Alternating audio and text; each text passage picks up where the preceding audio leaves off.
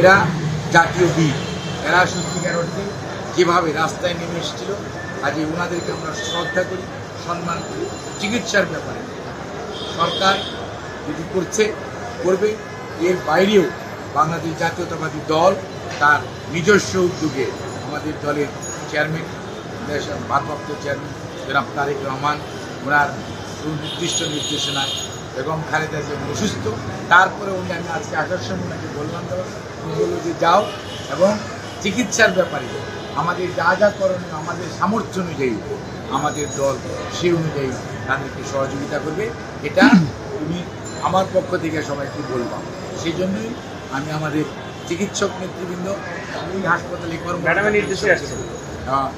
ম্যাডামের নির্দেশ এর তো একটা, ম্যাডামকে যখন বললাম যে ম্যাডাম আমি একটু যাই, তখন উনি বললো যে ঠিক আছে অবশ্যই যাবে এবং চিকিৎসার ব্যাপার, কারণ এই হসপিটালটার প্রতি ম্যাডামের দুর্বলতা আছে। এই হসপিটালের ভিত্তিপ্রস্তর স্থাপন করেছিলেন প্রধানমন্ত্রী বেগম খালেদা জিয়া।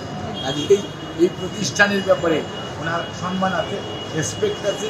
উনি এই প্রতিষ্ঠানের কী কাজ হয় উনি জানেন। এটা আমরা দীর্ঘ সময় বলেছি, আমাদের দলের মহাসচিব ওই দিন বলেছেন। এটি একটি প্রক্রিয়ার মধ্যে আছে, এখন পর্যন্ত দেশ এবং কোন প্রতিষ্ঠান এটি ফাইনালাইজ হয় নাই।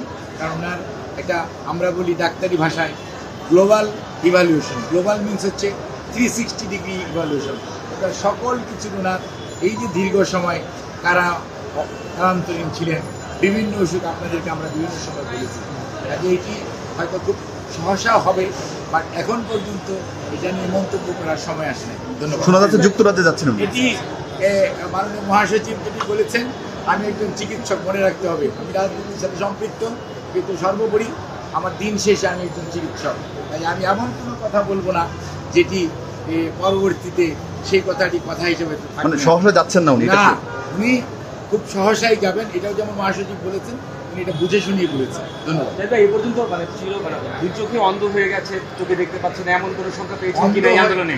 এই মুহূর্তে প্রায় 11 জন আছে যারা দুই চোখে দেখে না, কিন্তু তারা অন্ধ হয়ে গেছে কথাটি আমরা বলবো না, কারণ গুলি লেগেছে, ফুলেছে, কাজে ইনজুরি হয়েছে। ইডিমা কমবে কিছু কিছু পারসেপশন আসবে, আপনার আমার মতো দেখবে না, কিন্তু হয়তো বাথরুমে যাওয়া, ডে টু ডে গোসল করা, এগুলো হয়তো কিছু কিছু করতে পারবে।